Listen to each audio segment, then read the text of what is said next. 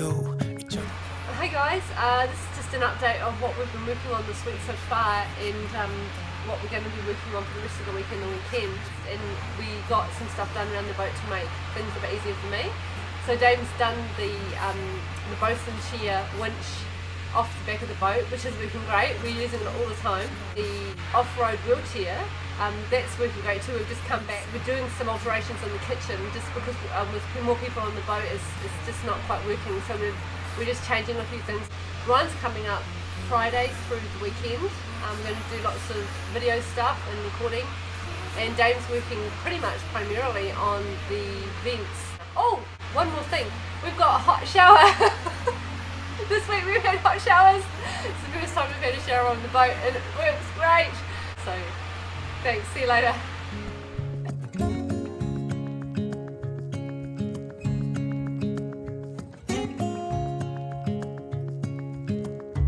Quiet voices in the night. Time is running out of sight. So Jess is really struggling with her standard wheelchair going across the gravel in the workyard.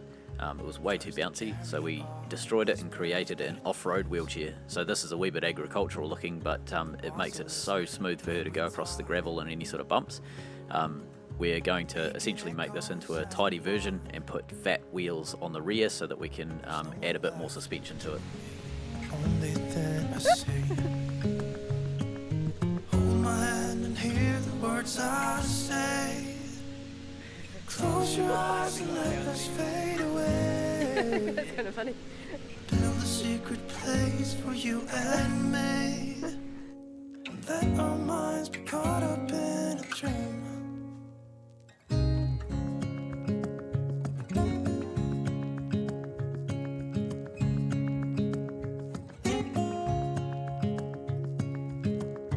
Quiet voices in the night.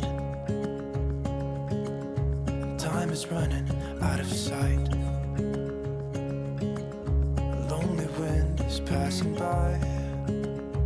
Tries to carry all the whispers that it finds. Early morning walk with Mish around the marina. Walls are listening when we talk, making echoes as we walk. There's no one left but you and me.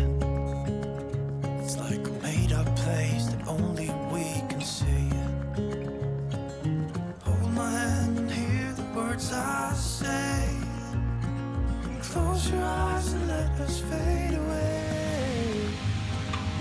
Build a secret place for you and me. Let our minds be caught up in a dream.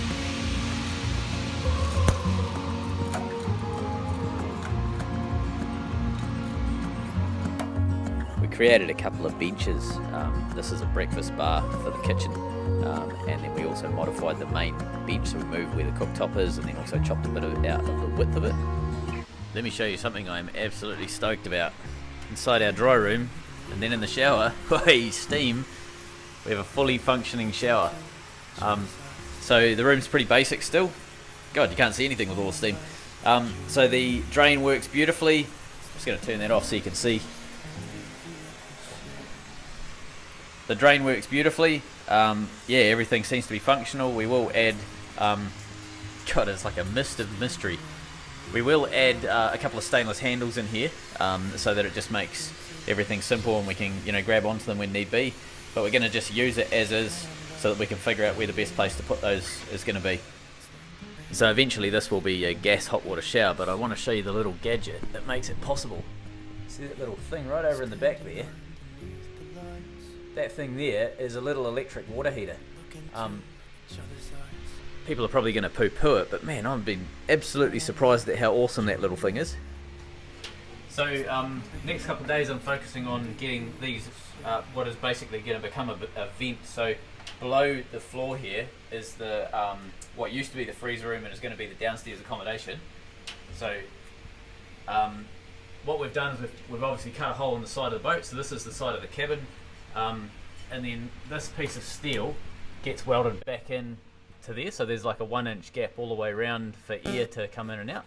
And you can see where I've put these little black marks sort of on all four corners. I'll weld a bit of stainless across just to hold that piece in the centre so it's all nice and lovely.